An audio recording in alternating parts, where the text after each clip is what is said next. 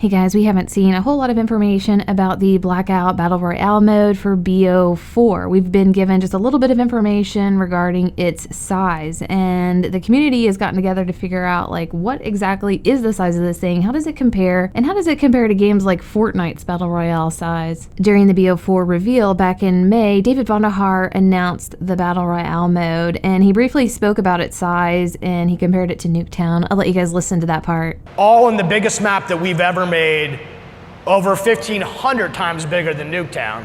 So he's saying that the Blackout map is going to be 1,500 times bigger than the Nuketown map. Recently, we discovered that there is a Nuketown map on the Blackout map that they showed in the trailer. We knew that was going to come, but we didn't know which Nuketown it was going to be, but it's the Nuketown 2025 from Black Ops 2. So David Vonderhaar is saying that if you take the Nuketown map and multiply it times 1,500 and put it all over the Blackout map, that's going to be what the size of it is. And what you're seeing here is the actual Nuketown map. I cut and pasted it all over the screen to see if I could get 1,500. I only got like 1,000. That's still pretty good, but you know, the proportions aren't right, so it's not going to be accurate. But we were actually able to get some more accurate measurements and get a really good idea of what this map size is going to be like. And huge shout out to Magaz. He made a video about this. I'll have it linked down in the description. You guys definitely should check it out. He's one of the mapper modders in the community and makes a lot of custom zombies maps, and he used the Black Ops 3 mod tools and their